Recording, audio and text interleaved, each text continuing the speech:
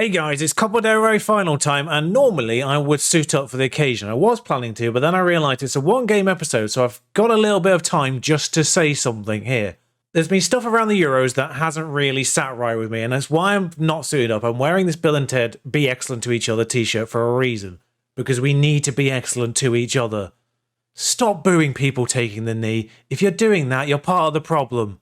Also, support your LGBT brothers and sisters, and those that don't conform to a gender. Our fellow human beings are what really matter in this world. Just support each other, okay? Support your clubs, but support each other. Right, back to the football.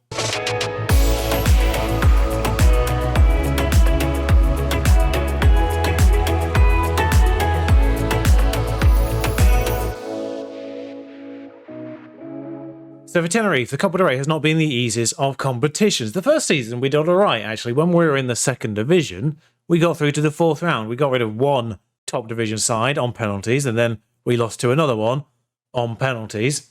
Exactly the same attendance in both of them, which is odd for a 20,000 plus stadium. But the two prior years we've been in the top division, we've not had a good time of things. Getafe knocked us out in the first round in season 1, and then Deportivo La Coruña knocked us out in the first round last time. This time, we got to bypass 2 rounds entirely, which helped, probably.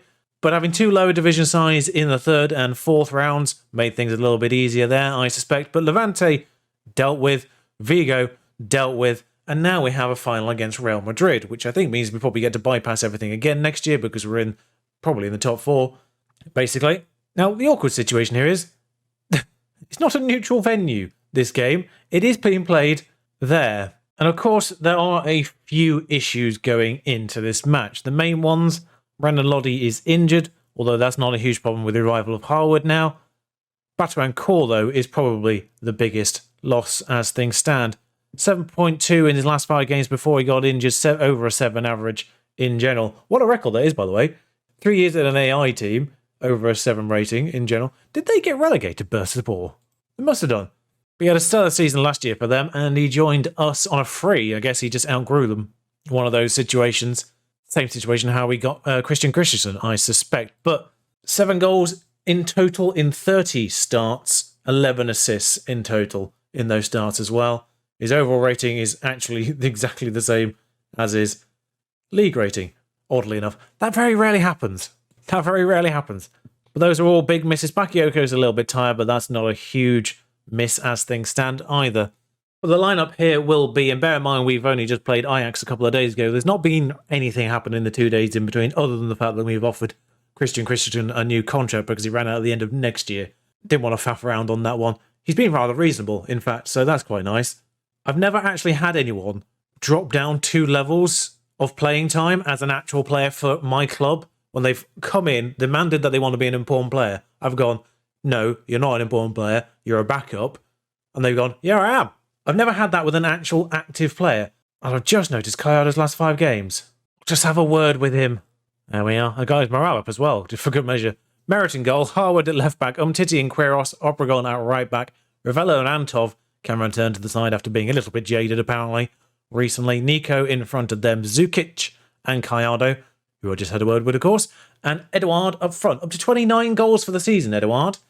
I did mention Zukic last time out. 15 goals from the left-hand side of the situation. His best season yet, in fact. 8 goals, 8 assists, over a 7 average rating. The 3 years he's been here, he's had a very poor beginning and a very decent end. And it's sort of balanced out to be good-ish. This season, he got good earlier on. Whether we can do a deal for Eduard, I don't know. His actual contract with Liverpool doesn't run out till next year. And his wages are insane there. It's worth noting that we're not paying all of this loan up front. It's part wage, part monthly. I think I mentioned that at the beginning. But it basically works out to about 45 grand a week, if my maths is correct. But his actual wages are £115,000 Liverpool. We're probably not going to get him back. And because he'll be in his final year contract, I don't think we'll be able to loan him back either. Although we were able to loan Ravello in his final year contract, so I don't know. The Real Madrid fullback situation is stupid, by the way. Dini is at left back, but they have Theo and Mendy, for good measure. Right back's a little bit weirder. They're playing Militao right back today because Cancelo's injured. So I think they've actually got 3 left backs and 1 natural right back, which is odd. And Casemiro's playing central defence. Don't know why. Maybe they've got a problem with centre-backs as well at this stage. Both their centre-backs are now booked, which is great for a cup final. Having both their centre-backs be a little bit wary about making tackles is something that we like to see. Although Isaac on the ball, Isaac, I'm not sure how you're supposed to pronounce it, but he's been showing his talents at Euro 2020 here in 2021. It's a weird situation. That wasn't the end of the highlight. It was actually registered as a cross rather than a shot. Lovely ball from Mary Zukic there. Blimey. That distribution was insanely good. Gallardo, we've had a word with him. His performances haven't been great. He's done a bit of a run here. He's still going. It's a penalty. We're told to watch out for Digne in the pre-match, and, well, that's not the reason we were told to watch out for him. Wait, why is Gallardo taking that? Edouard's the penalty taker. What happened there? Edouard scored 5 from 7. He's not been perfect on the penalty front, but it's better than 0 from 1. And apparently I can't change them in-game either. I'm trying to move things around. Adding a player and then removing a player allowed me to confirm changes. Something's wrong here. I just couldn't change things by putting a player in. I had to remove a player before I could confirm things. That was weird. Anyway, I don't know why Gallardo took that. There's no reason for Gallardo to take that. There's no designated penalty taker. Just the best penalty taker should take it, which is Edouard normally. Ravella. I mean, interesting challenge from Barella there, who he skipped past his fellow Italian, and he said Irishman there for some reason. Zukic, Gallardo. Oh, he's made up for it. Wait, hang on. Edouard's got the goal. Is Zukic on this left-hand side? It said the assist was Gallardo. Is it Gallardo's shot that comes off Edouard? It is, and because he's being played onside by the player down by Zukic, it counts. We don't even get to see that as a onside-offside ruling there, but I think it's the player near Zukic that plays Edouard onside. Jovic doesn't get through. Ravella to Antov. Nico. Oh, I'm very much looking forward to an Antov-Ravella permanent pairing there. Although, if I can start playing him in central defence, that'd be nice. Isaac goes close. Merrick, good save. Realistically, we're getting towards the tail end of the season. I'm very thankful we've got Granada next, who are 20th. Allows us to have possibly a bit of a breather for the big guns. So far, so good. Of course, the penalty, a big part of this, and the goal that was scored, another big part of the XG. The rest of the chances haven't been exactly great, and they've had a few little ones as well. Well, Edouard gets to 30 goals, somewhat unconventionally. It's a good performance so far. We're asking questions. Like, Gallardo did well to win the penalty, and then he just missed it. I don't know why he took it. I still don't know why he took it. Zukic, that was a weird situation for Barella there. He just had one heavy touch and went, I'm not chasing it. Courtois to Varane. They've got the ball back. Valverde to Jovic. I feel like I'm half pronouncing that. Militao. Rodrigo, whatever. Militao still. Lovely challenge from behind. Oh, what the? Barella back to Varane. This is an intensely long build-up to whatever's going to happen here. This is a chance for Rodrigo, I think. It's a goal for Rodrigo. 10 goals for Rodrigo. It's not bad from the wing, is it? I presume that's where he's played all season. But yeah, it's not bad from that position. 10 goals. I don't know what his assisting's like. An odd moment for Merritt there, I'll be honest. I didn't see that the first time round, but he saw dives after the ball once it's in the goal. But it's still sort of advantage us, even taking away the penalty, which is usually about 0.75 XG or so. It is still on our side of things. Ravella whips this ball in. Edouard's... I've just encouraged them. I've just encouraged the lads. So they're going to be annoyed at me now, because I can't cancel a shout. I can cancel everything else. I can't cancel a shout. Tell Cesar Obregon to mark Alexander Isaac. Obregon's tall, but he's not that tall. Oh, right.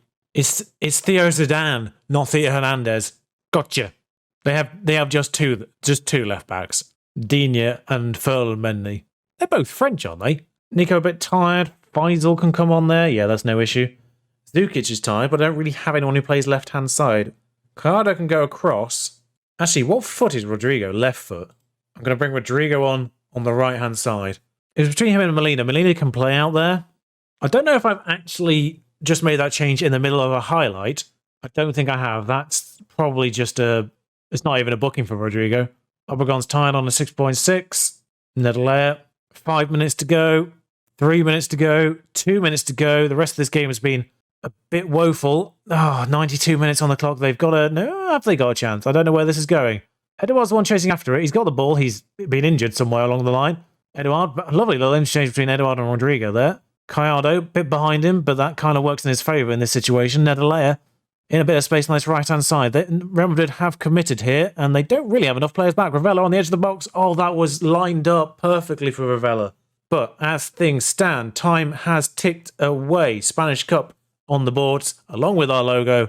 We're in an away kit, which is a bit awkward, but never mind. The players walk up and collect the trophy. There's me in my actual suit.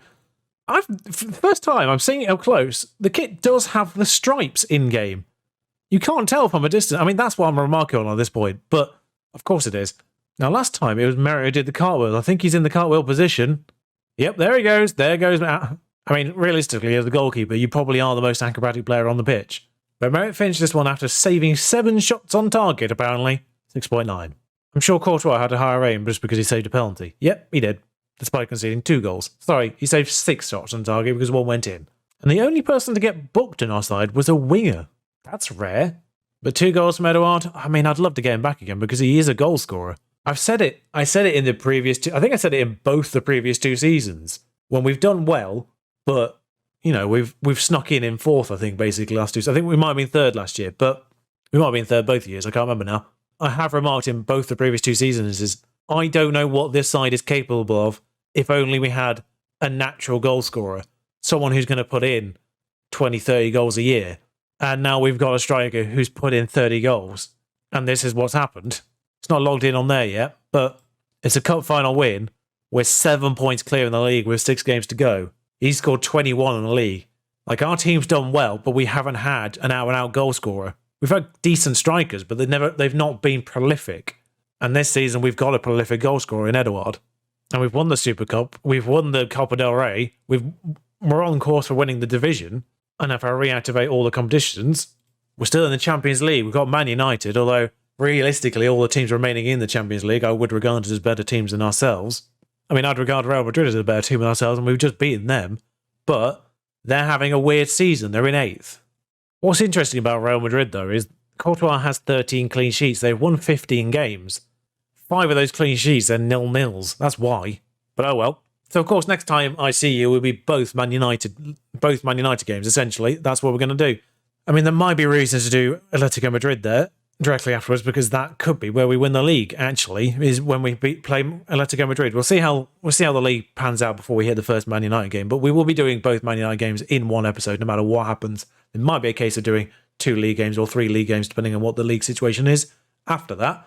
There we have it then. The Copa del Rey curse is well and truly over. After 2 seasons of being knocked out in the first round, we go all the way. Which I am pleased with. It may not seem like I'm pleased with it. It's just the downside of the fact that now that's one less thing I have to chase. We could be very much in that situation where the only thing left remaining is the Champions League at the end of this year.